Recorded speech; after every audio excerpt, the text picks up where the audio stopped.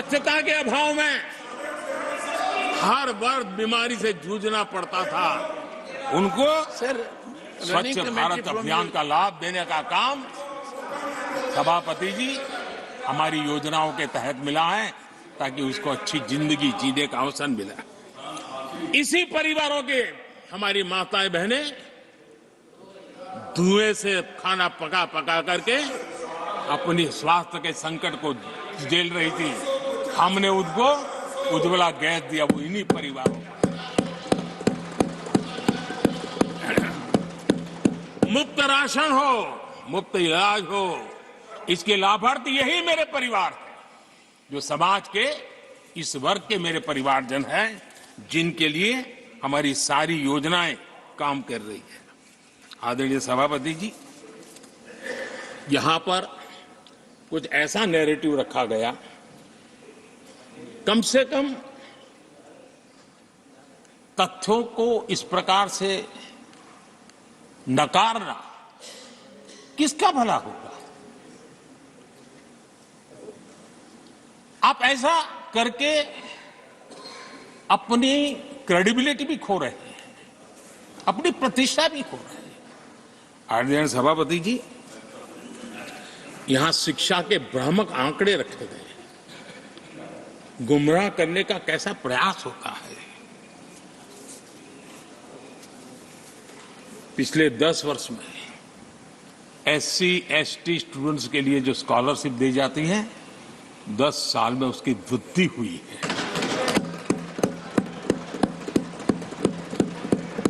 इन 10 वर्षों में स्कूलों में, हायर एजुकेशन में नामांकन की संख्या भी बहुत बढ़ी है और ड्रॉप आउट बहुत तेजी से कम हुआ।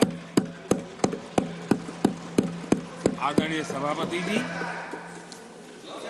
10 साल पहले 120 एकलव्य मॉडल स्कूल थे।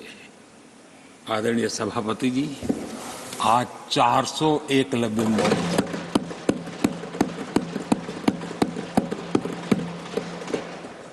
आप इन चीजों को क्यों नकारते हैं, क्यों ऐसा करते हैं, मुझे समझ नहीं आता। सभापति जी, पहले एक सेंट्रल ट्राइबल यूनिवर्सिटी थी, आज 2 सेंट्रल ट्राइबल यूनिवर्सिटीज हैं।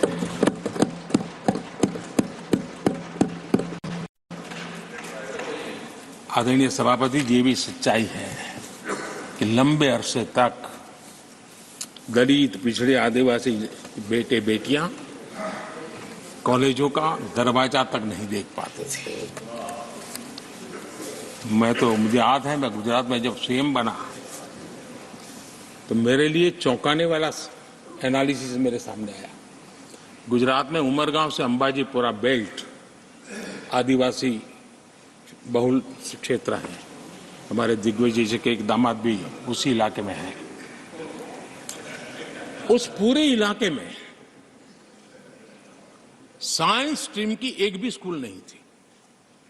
मैं जब वहां गया, अब उस इलाके में मेरे आदिवासी बच्चों के लिए साइंस स्ट्रीम की स्कूल नहीं होगी तो इंजीनियरिंग, डॉक्टरी का तो सवाल ही कहां उठता है।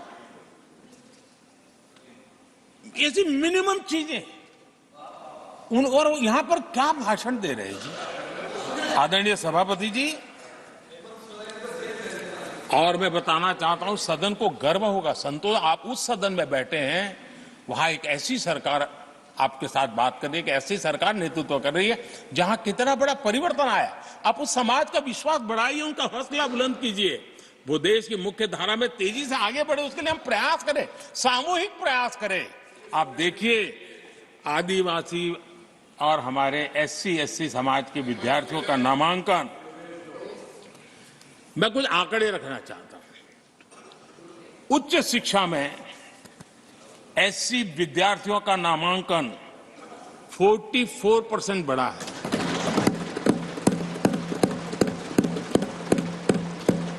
उच्च शिक्षा में ST विद्यार्थियों का नामांकन 65% बढ़ा है। हायर एजुकेशन में OBC समाज के विद्यार्थियों का नामांकन में 45% बढ़ोतरी। और जब मेरे गरीब, दलित, पिछड़े, आदिवासी, वंचित उन परिवार के बच्चे हायर एजुकेशन में जाएंगे, डॉक्टर बनेंगे, इंजीनियर बनेंगे, उस समाज के अंदर एक नया वातावरण पैदा होगा और उस दिशा में हमारी कोशिश यही है कि मूलभूत समस्याओं का समाधान करने के लिए थोड़ा समय लगे लेकिन मजबूती से काम करें और इसलिए हमने एजुकेशन पर इस प्रकार से बल दे के काम किया है। कृपा करके जानकारियों का अभाव है तो कहिए, हम जानकारियां दे देंगे, लेकिन ऐसे नैरेटिव मत बनाइए ताकि आपकी प्रतिष्ठा भी कम हो, आपके शब्द की ताकत खत्म हो जाए। आप पर दया आ जाती है कभी कभी।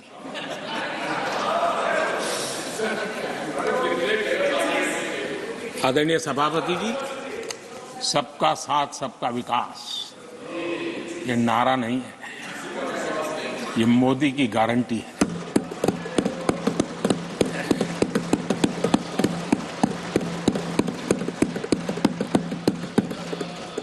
और जब इतने सारे काम करते हैं, मान लीजिए किसी ने एक कविता लिख करके भेजी थी, कविता तो बड़ी लंबी है, तो उसमें एक वाक्य है, मोदी की गारंटी का दौर है, मोदी की गारंटी का दौर है, नए भारत की भोर, नए भारत की भोर, आउट ऑफ वारंटी चल रही दुकानें, आउट ऑफ वारंटी चल रही दुकानें, खोजे अपनी ठोर।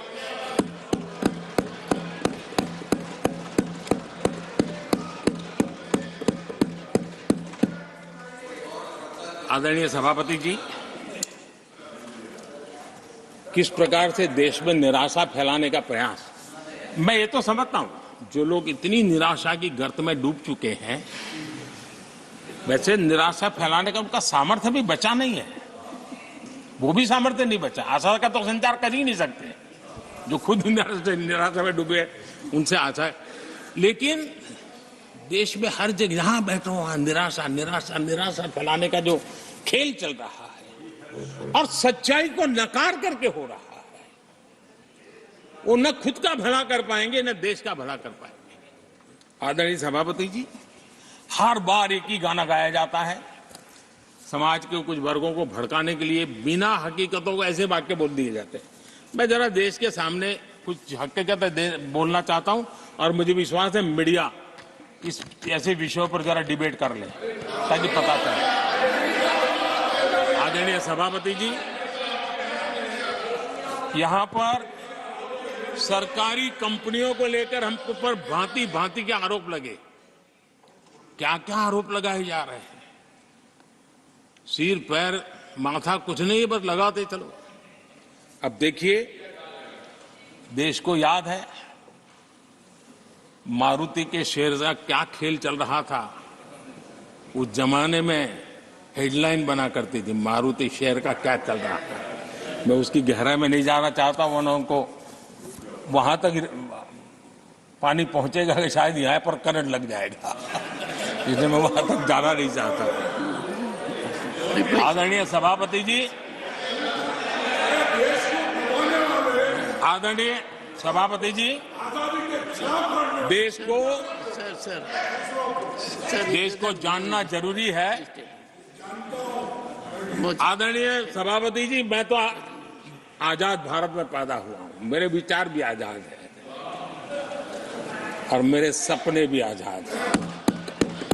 तो गुलामी की मानसिकता को जीने वाले हैं, उसके बाद और कोई चीजें नहीं है, वही पुराने कागज लेकर के घूमते रहते हैं। आदरणीय सभापति जी, कांग्रेस ने कहा कि हमने पीएसयू बेच दिए, पीएसयू डुबो दिए, बाती बाती की बातें यहां सुन और वरिष्ठ लोगों के मुंह से सुन रहा था। याद कीजिए, बीएसएनएल, एमटीएनएल को बर्बाद करने वाले कौन थे, वो कौन सा कालखंड था जब बीएसएनएल, एमटीएनएल बर्बाद हो चुके। जरा याद कीजिए, एचएएल, उसकी दुर्दशा क्या करके रखी थी, बर्बादी, और जाकर के गेट पर भाषण देकर के 2019 का चुनाव लड़ने का एजेंडा तय होता था, एचएएल के नाम पर जिन्होंने एचएएल को तबाह कर दिया था, वो एचएएल के गेट पर जाकर के भाषण झाड़ रहे थे। आदरणीय सभापति जी, एयर इंडिया को किसने तबाह कर दिया, किसने बर्बाद कर दिया? ये हालत कौन लाया था? कांग्रेस पार्टी और यूपीए। ये 10 साल की उनकी बर्बादी से मुंह नहीं मोड़ सकते। देश भली भांति जानता है। और अब मैं हमारे कार्यकाल के जरा सफलता की बात बताना चाहता हूं। आदरणीय सभापति जी, आज जिस बीएसएनएल को आपने तबाह करके छोड़ा था ना, वो बीएसएनएल आज made in India 4G, 5G उस तरफ आगे बढ़ रहा है और दुनिया का ध्यान आकर्षित कर रहा है। आदरणीय सभापति जी, एचएएल के लिए इतने भ्रम फैलाए, आज रिकॉर्ड मैन्युफैक्चरिंग एचएएल की कर रहा है, रिकॉर्ड रेवेन्यू जनरेट कर रहा है एचएएल, जिसको लेकर के इतने जो होले चलाए। और कर्नाटका में एशिया की सबसे बड़ी हेलीकॉप्टर बनाने वाली कंपनी एचएएल बन गई। कहां छोड़ा था, कहां जाके लगाया, हमने पहुंचाया। आदरणीय सभापति जी, एक कमांडो जहां नहीं है, एलआईसी को लेकर भी पता नहीं कैसे कैसे बड़े विद्वत्तापूर्ण बयान देते थे। एलआईसी का ऐसा हो गया, एलआईसी का वैसा हो गया, एलआईसी का यूं हो गया। जितनी गलत बातें एलआईसी को लिए बोलनी चाहिए बोली। और तरीका यही है, किसी को बर्बाद करने अफवाह फैलाओ, झूठ फैलाओ, भ्रम फैलाओ। और टेक्निक भाई है, गांवों में किसी का बड़ा बंगलो हो, लेने का मन करता हो, लेकिन हाथ ना लगता हो तो फिर हवा फैला देते, ये भूतिया बंगला है, यहां जो जाता है ऐसी हवा फैला देते, कोई लेता नहीं, फिर कोई करके लपक लेते। एलआईसी एलआईसी क्या क्या चलाया। आदरणीय सभापति जी, मैं सीना तान करके सुनाना चाहता हूं, आंखें ऊंची करके सुनाना चाहता हूं, आज एलआईसी के शेयर रिकॉर्ड स्तर पर ट्रेड हो रहे हैं। क्यों? आदरणीय सभापति जी, अब प्रचार किया जा रहा है, पीएसयू बंद हो गए, पीएसयू बंद हो गए। अब उनको तो याद भी नहीं होगा क्या है, बस किसी ने पकड़ा दिया, बोलो बोलो। 2014 में देश में 234 पीएसयू थे, 234 2000 उनके यूपीए के 10 साल के कालखंड में। अब 14 में जब उन्होंने छोड़ा, 234 आज 254 है। 234 थे, आज 254 है।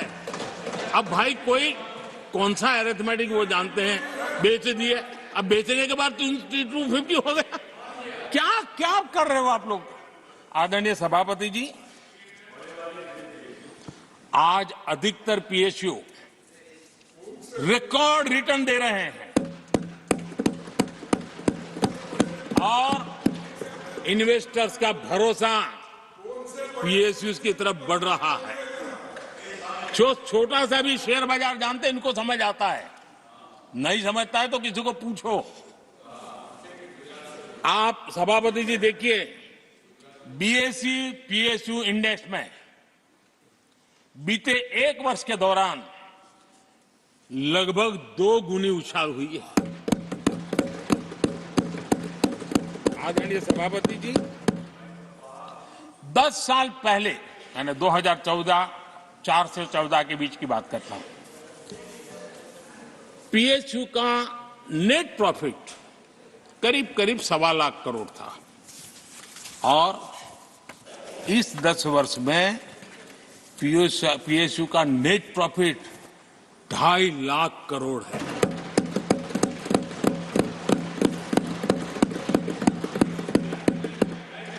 दस वर्ष में, हमारे 10 वर्ष में पीएसयू की नेट वर्थ 9.5 लाख करोड़ से बढ़कर के 17 लाख करोड़ हो गई है।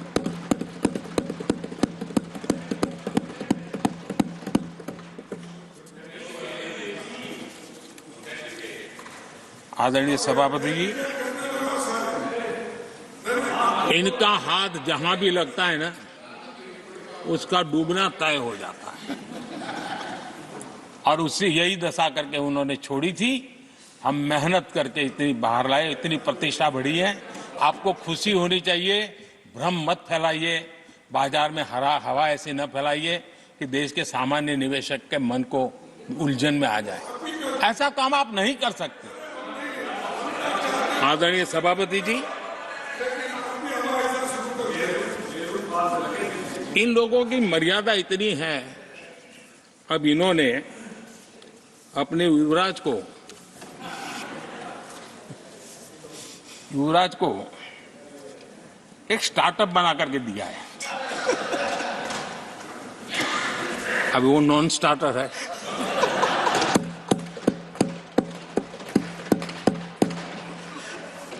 न तो वो लिफ्ट हो रहा है, न वो लॉन्च हो रहा है।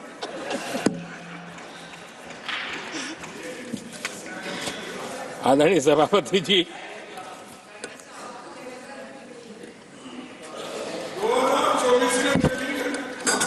आप पिछली बार भी इतनी शांति से रहे हो तो कितना मजा आता।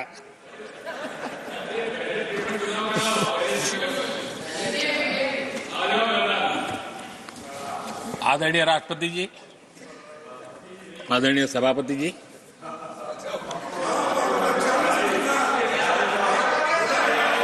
बधाई हो, बधाई हो, बधाई हो, सबको बधाई हो। आदरणीय सभापति जी, मेरा सौभाग्य रहा कि मुझे लंबे समय तक एक राज्य के मुख्यमंत्री के नाते देश की और जनता की सेवा करने का अवसर मिला, और इसलिए मैं रीजनल एस्पिरेशंस को बहुत भली भांति समझता हूं, क्योंकि मैं उस प्रोसेस से निकला हूं।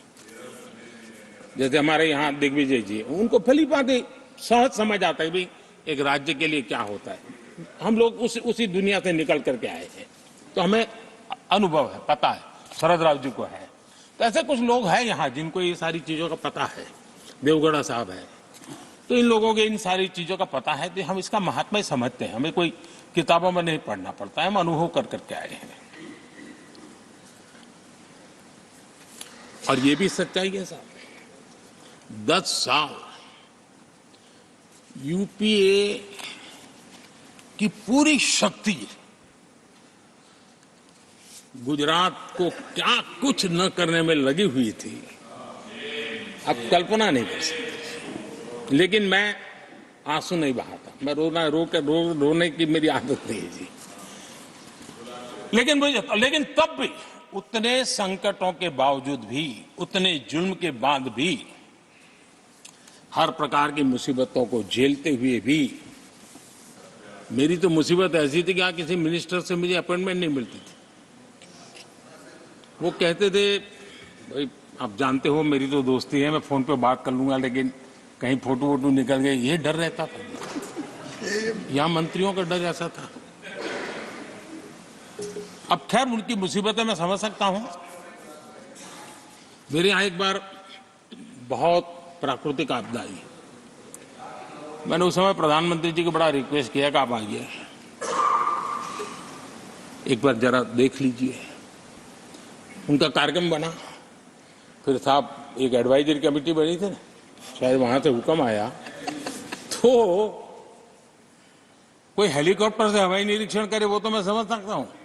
साहब वो कार्यक्रम बदल करके साउथ में किस राज्य में गए तो मुझे याद नहीं रहा, और बोले हम हवाई जहाज से ऊपर से देख लेंगे, हम गुजरात में नहीं आएंगे। मैं सूरत पहुंचा हुआ था, वो आने वाले थे। मैं जानता हूं आखिर में क्या हुआ होगा। तो आप कल्पना कर सकते हैं साहब, प्राकृतिक आपदा में भी मैंने ऐसी मुसीबतों को झेला है, लेकिन उसके बावजूद भी उस समय भी मेरा मंत्र था, आज भी मेरा मंत्र है कि देश के विकास के लिए राज्य का विकास, भारत के विकास के लिए गुजरात का विकास, और हम सबको इसी रास्ते पर चलना चाहिए। हम राज्यों का विकास से ही राष्ट्र का विकास कर पाएंगे। इस पे कोई विवाद नहीं हो सकता है, कोई विवाद नहीं हो सकता है। और मैं आपको विश्वास देता हूं सभापति जी, राज्य अगर एक कदम चलता है तो 2 कदम चलने की ताकत देने के लिए मर रहा है।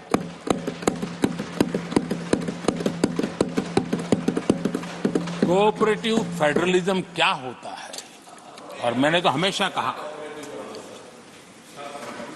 Competitive cooperative federalism. आज देश को जरूरत है कॉम्पिटिटिव कोऑपरेटिव फेडरलिज्म। हमारे राज्यों के बीच में तंदुरुस्त स्पर्धा हो ताकि हम तेजी से देश में आगे बढ़े। एक सकारात्मक सोच के साथ हमको चलने की जरूरत है। और मैं ये राज्य में था तब भी इसी विचारों को लेकर के काम करता था, इसलिए चुपचाप सहता भी था। आदरणीय सभापति जी, कोविड एक उदाहरण है। इतना बड़ा संकट आया दुनिया का, ऐसे संकट के समय राज्य के मुख्यमंत्रियों के साथ 20 बैठकें की उस कालखंड में, एक एक बात का विचार विमर्श करके साथ लेकर के, और सभी राज्यों का सहयोग, एक टीम बन करके केंद्र और राज्य ने काम किया। दुनिया जिस मुसीबत को झेल नहीं पाई, हम सब ने मिलकर के, किसी एक को क्रेडिट मैं कभी नहीं दूंगा, सब ने मिलकर के इस देश को बचाने के लिए जो हो सकता है, राज्यों को भी उसकी क्रेडिट लेने का पूरा अधिकार है। इस सोच में हमने काम किया। आदरणीय सभापति जी, G20 का आयोजन हम दिल्ली में कर सकते थे। हम दिल्ली में इन बड़े बड़े नेताओं के बीच रह करके सब कुछ क्या नहीं कर, पहले हुआ ही है। हमने ऐसा नहीं किया। हमने G20 का पूरा यश राज्यों को, दिल्ली में एक मीटिंग की तो राज्य में 200, एक एक राज्य को एक्सपोजर मिले दुनिया में। ये गलती से नहीं हुआ, योजना के तरीके से हुआ है। मेरे लिए किसकी सरकार है इसके आधार पर मैं देश नहीं चलाता। हम सब मिलकर के देश आगे बढ़ाना चाहते हैं, इस भूमिका से काम किया है। आदरणीय सभापति, हमारे देश में विदेश के मेहमान आते थे तो मेरे आने के बाद आ रहे था, थोड़ा पहले भी आते थे। आज विदेशी मेहमान आते हैं तो मेरा आग्रह रहता है कि आपको एक दिन किसी राज्य में जाना चाहिए। मैं उनको लेते के जाता हूं राज्यों में, ताकि उनको पता चले कि मेरा देश यानी दिल्ली नहीं है, मेरा देश चेन्नई में भी है, मेरा देश बेंगलुरु में भी है, मेरा देश हैदराबाद में भी है, मेरा देश पुरी में भी है, भुवनेश्वर में भी है, मेरा देश कलकत्ता में भी है, मेरा देश गुवाहाटी में भी है। पूरे दुनिया को मेरे देश के हर कोने का एक्सपोजर मिले, इसके लिए हम कोशिश करते हैं। वहां की सरकार का सहयोग असहयोग इसके तराजू पर नहीं तोलते। एक ईमानदारी से इस देश के भविष्य के लिए पूरे विश्व मेरे भारत को जाने, इसके लिए हम इस प्रयास करते हैं। और मैं अभी भी 26 जनवरी को इतना बड़ा काम रहता है, सबको मालूम है। उसके बाद भी मैं 25 तारीख को फ्रांस के राष्ट्रपति को राजस्थान की गलियों में घुमा रहा था। दुनिया को पता चले कि मेरा राजस्थान ऐसा।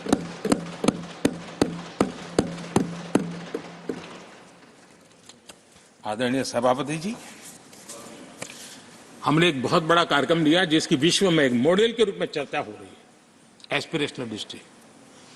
एस्पिरेशनल डिस्ट्रिक्ट की जो सफलता है ना, उसमें 80% भूमिका मेरे राज्यों के सहयोग की है। राज्यों ने जो सहयोग किया है, उन्होंने एस्पिरेशनल डिस्ट्रिक्ट की मेरी भावना को समझा है। आज उस एस्पिरेशनल डिस्ट्रिक्ट को आगे बढ़ाने के लिए 80% ताकत राज्यों से मिल रही है, डिस्ट्रिक्ट लेवल के अफसरों से मिल रही है। और जो राज्य, वो राज्य की औसत में भी आखिरी पायदान पे खड़े थे, वो आज नेशनल एवरेज के साथ कंपटीशन करने लगे। ये डिस्ट्रिक्ट कभी पिछड़ी डिस्ट्रिक्ट मानी जाती थी। ये सबका सहयोग से हो रहा है और इसलिए हमारे कार्यक्रमों की रचना ही सबको साथ लेकर के चलने की है और मिल करके देश के भविष्य को बनाने की है।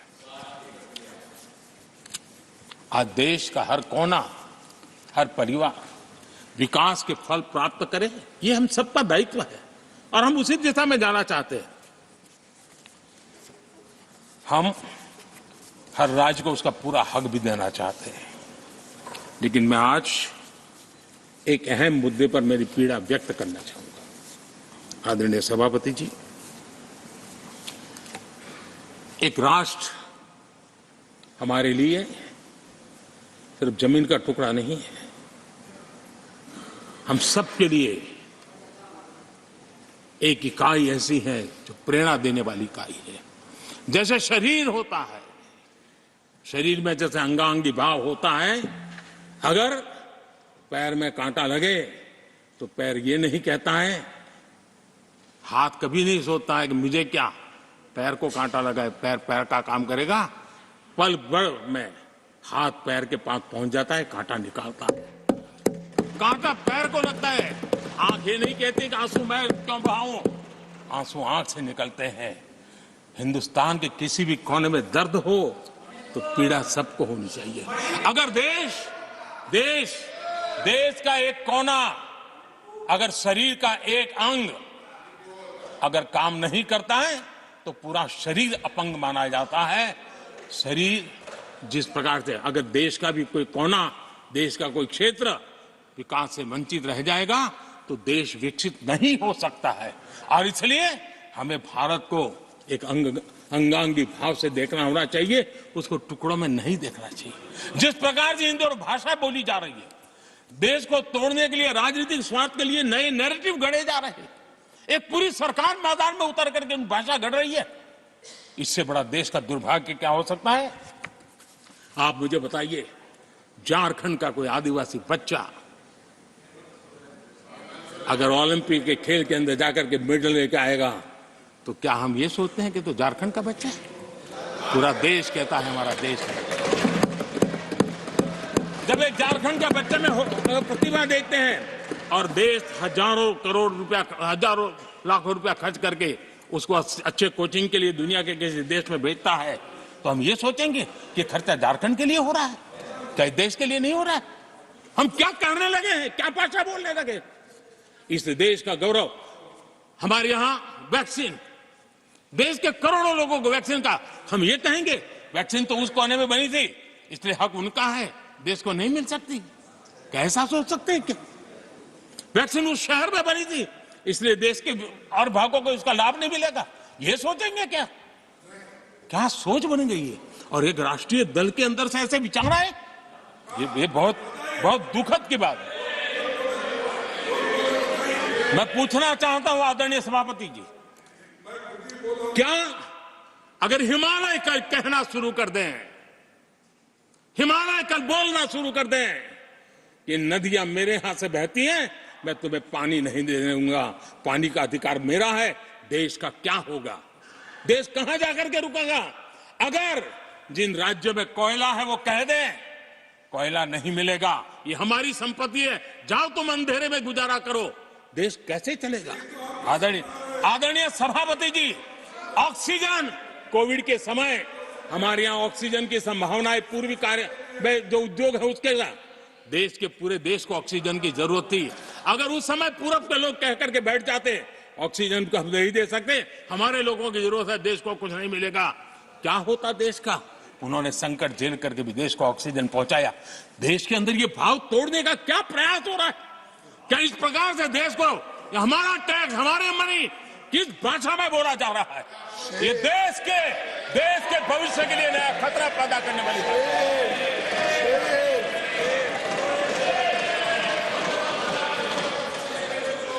देश को तोड़ने के लिए नए नए नैरेटिव खोजना बंद कर दीजिए। देश को आगे बढ़ना है, देश को एक साथ लेकर के चलने का प्रयास कीजिए। आदरणीय सभापति जी, पिछले 10 वर्ष नीति और निर्माण के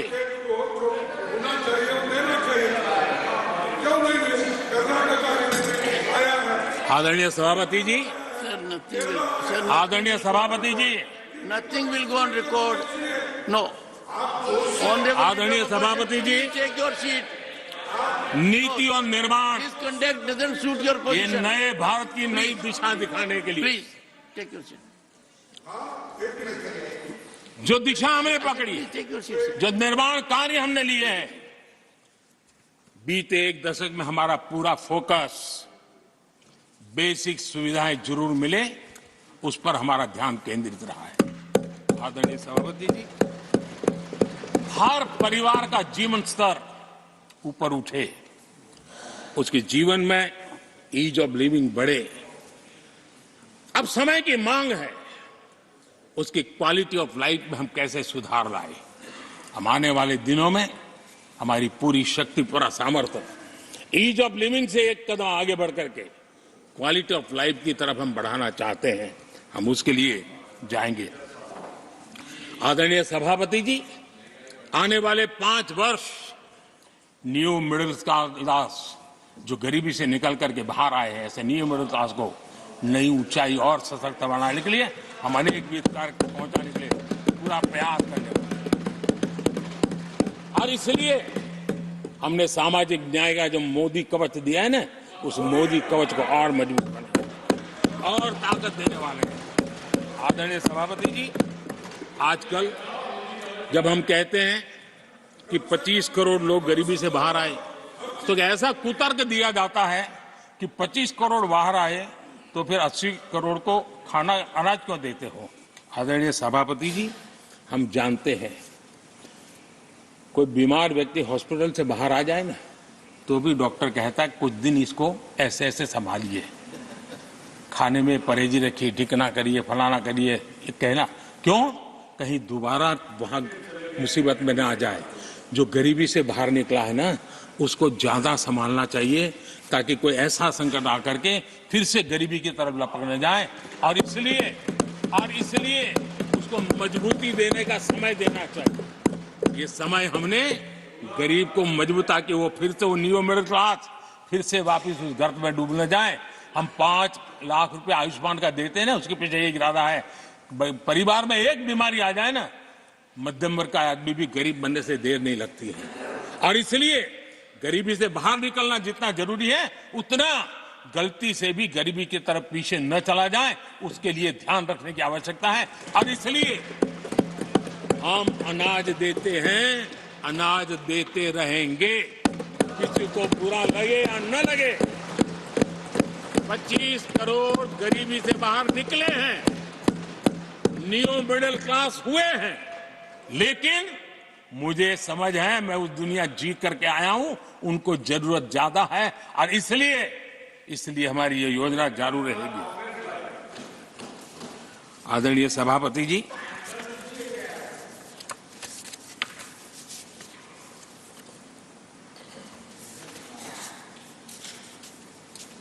देश जानता है आदरणीय सभापति जी, और इसीलिए मैंने गारंटी दी है।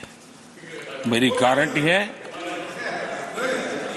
गरीबों के 5 लाख रुपए तक की इलाज की सुविधा आगे भी मिलती रहेगी। मेरी गारंटी है, मोदी की गारंटी है।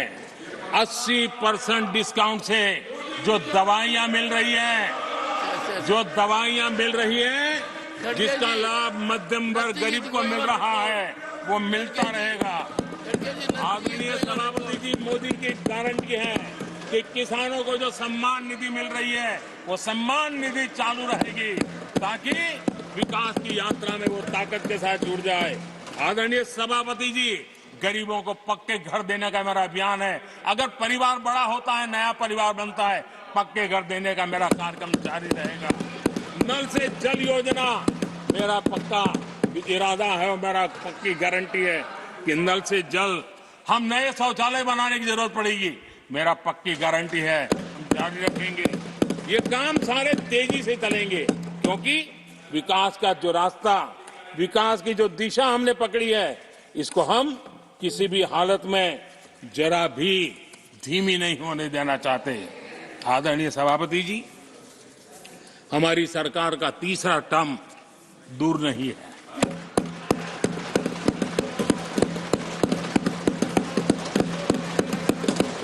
कुछ लोग इसे मोदी 3.0 कहते हैं।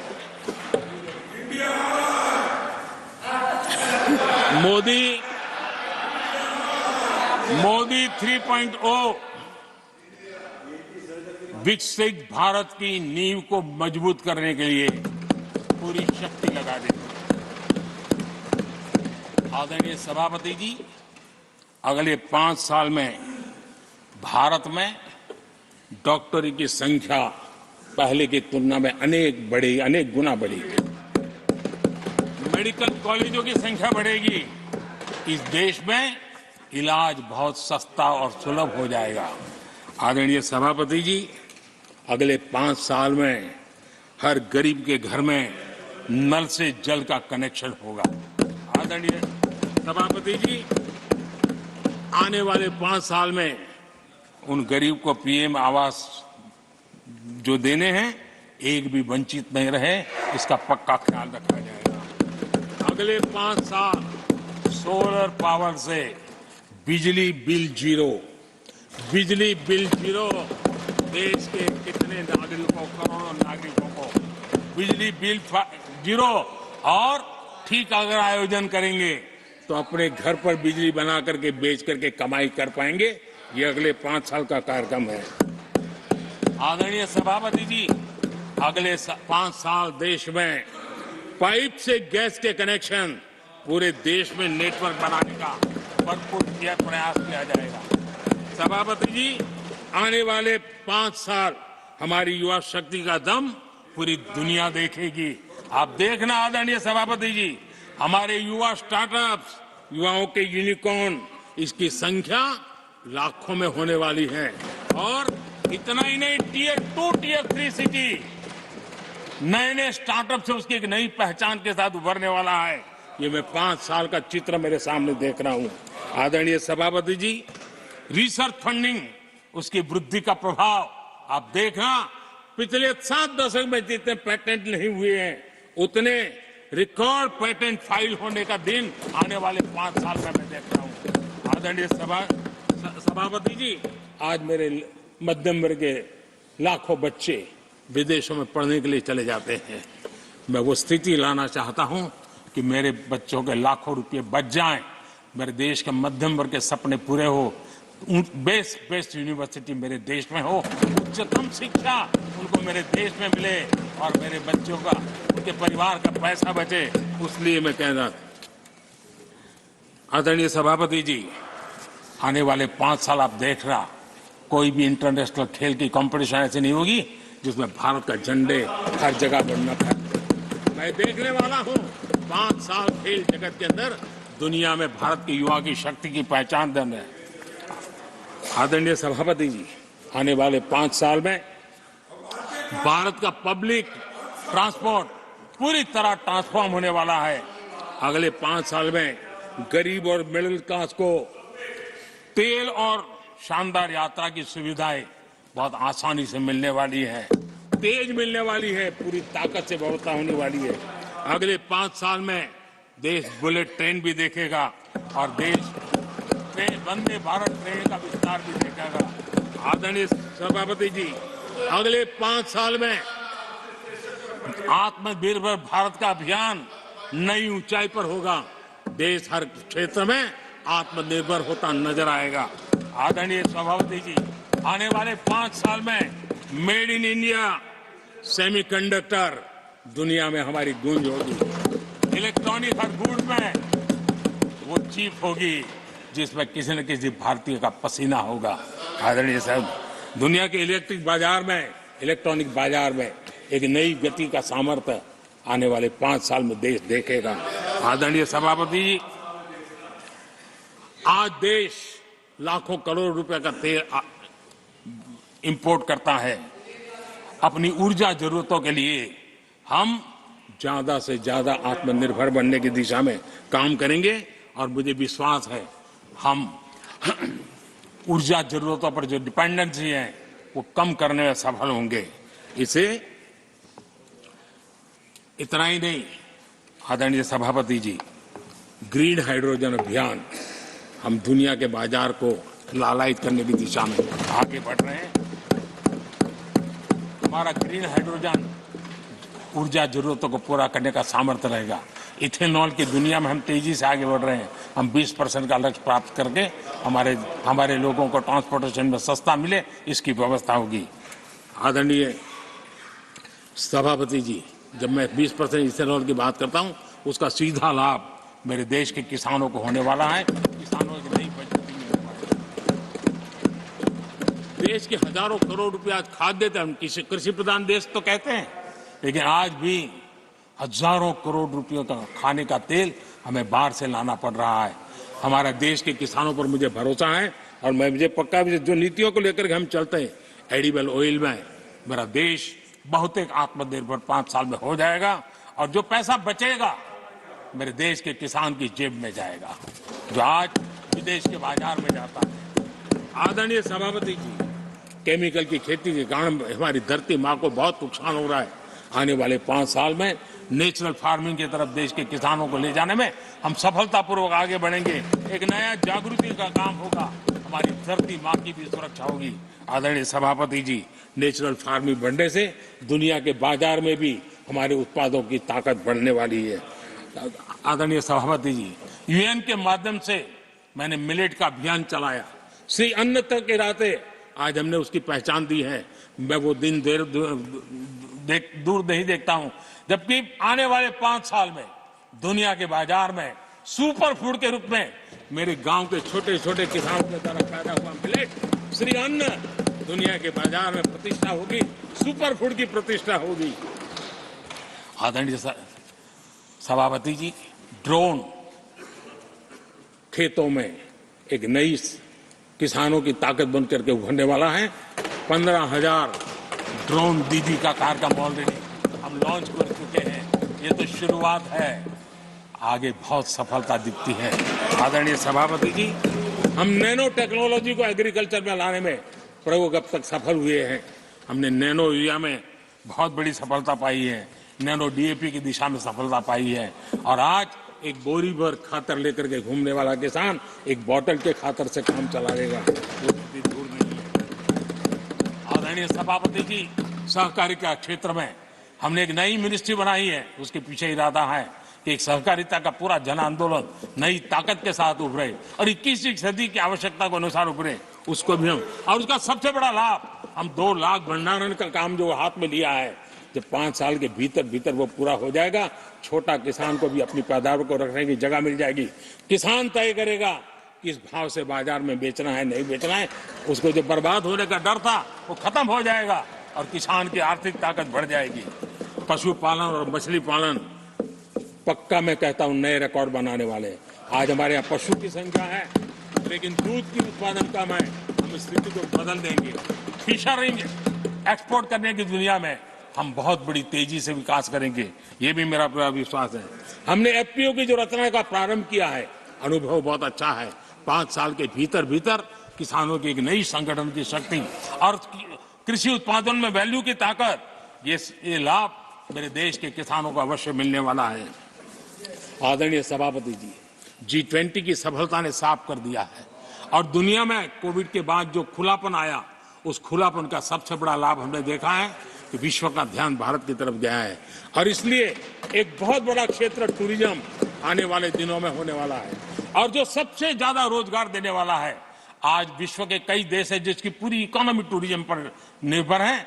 भारत में भी बहुत से राज्य ऐसे बन सकते हैं जो उनकी पूरी इकोनॉमी का सबसे बड़ा हिस्सा टूरिज्म होगा और वो दिन दूर नहीं है जिन नीतियों को लेकर के हम चल रहे हैं। भारत एक बहुत बड़ा टूरिस्ट डेस्टिनेशन बनने वाला है। आदरणीय सभापति जी, जिसका हिसाब किताब पहले बहुत कम हुआ करता था, जिसकी बातें सुन करके हमारी मजाक उड़ाई जाती थी, जब मैं डिजिटल इंडिया की चर्चा करता था, जब मैं फिनटेक की चर्चा करता था, तब मैं जरा आउट ऑफ बॉक्स के बातें कर रहा हूं ऐसा लोगों को लगता था। आउटडेटेड सोच वालों के लिए सामर्थ्य का अभाव था, लेकिन मैं पूरा विश्वास से कहता हूं आदरणीय सभापति जी, आने वाले 5 वर्ष डिजिटल इकोनॉमी की दुनिया में भारत का डंका बजने वाला है। भारत एक नई शक्ति है और डिजिटल व्यवस्थाएं भारत के सामर्थ्य को बढ़ाने वाली है। विश्व मानता है कि एआई का सबसे ज्यादा उपयोग कोई करने का सामर्थ्य किसी देश में होगा तो हिंदुस्तान में होगा। लेटेस्ट से लेटेस्ट टेक्नोलॉजी का उपयोग मेरा देश करेगा। आदरणीय सभापति जी, स्पेस की दुनिया में भारत का नाम रोशन हो रहा है। हमारे वैज्ञानिकों का पराक्रम नजर आने वाला और आने वाले 5 साल का जो कार्यक्रम है ना, मैं आज उसको शब्दों में बयान नहीं करना चाहता हूं, लेकिन विश्व को अचंभित करने की दिशा में हमारे वैज्ञानिक स्पेस की दुनिया में भारत को ले जाएंगे, ये मेरा पक्का विश्वास है। आदरणीय सभापति, ग्रासरूट लेवल की इकोनॉमी में बहुत बड़ा बदलाव, 10 करोड़ स्वयं सहायता जूथों में हमारी माताएं बहनें जुड़ी हो और 3 करोड़ हमारी लखपति दीदी, ये अपने आप में हमारे बेटियों के उत्कर्ष की गाथा लिखते हैं। आदरणीय सभापति जी, ऐसे अनेक विविध क्षेत्र हैं जिस क्षेत्र में मैं साफ देख रहा हूं आने वाले 5 साल भारत, कभी हम सुना करते थे स्वर्णिम युग था, मुझे वो दिन दूर नहीं दिखते जब 5 साल में वो मजबूत नींव आएगी और 2047 तक पहुंचते पहुंचते ये देश उस स्वर्णिम युग को फिर से जीने लगेगा। उस विश्वास के साथ आदरणीय सभापति जी, विकसित भारत ये शब्दों का खेल नहीं है, ये हमारा कमिटमेंट है और इसके लिए हम समर्पित भाव से, हमारी हर सांस उस काम के लिए है, हमारी हर पल उस काम के लिए है, हमारी हर सोच उस काम के लिए समर्पित है। उसी एक भावना के साथ हम चले हैं, चल रहे हैं, चलते रहेंगे और देश आगे बढ़ता रहेगा, ये मैं आपको विश्वास देता हूं। आने वाली सदियां इस स्वर्ण काल का इतिहास में अंकित करेगी, ये विश्वास मेरे मन में इसलिए है, देश की जनता का मिजाज मैं भली भांति समझ पाता हूं। देश बदलाव के 10 साल के अनुभव को देखा है, एक क्षेत्र में जो बदलाव देखा है वो तेज गति से बदलाव जीवन के हर क्षेत्र में नई ऊंचाइयां, नई ताकत प्राप्त होने वाली है और हर संकल्प को सिद्धि तक पहुंचाना ये हमारी कार्यशैली का हिस्सा है। आदरणीय सभापति जी, मैं फिर एक बार इस सदन में आप सबने जो विचार रखे उसके कारण देश के सामने सत्य रखने का मुझे जो अवसर मिला और डंके की चोट पर सत्य रखने का अवसर मिला और सदन की पवित्रता के बीच रखने का अवसर मिला है, संविधान की पूरी साक्ष्य रख करके ये विचार रखने का अवसर मिला है, मुझे विश्वास है कि देश जिनकी वारंटी खत्म हो गई है उनकी बातें सुन नहीं सकता है, जिसकी गारंटी की ताकत देखी है उसके विचारों के भी विश्वास करते हुए आगे बढ़ेगा। मैं फिर एक बार आदरणीय सभापति जी आपका हृदय से आभार व्यक्त करता हूं और आदरणीय राष्ट्रपति जी को मेरी तरफ से उनके व्याख्यान के लिए आदरपूर्वक अभिनंदन और आभार व्यक्त करते हुए मैं मेरी वाणी को विराम देता हूं। बहुत बहुत धन्यवाद।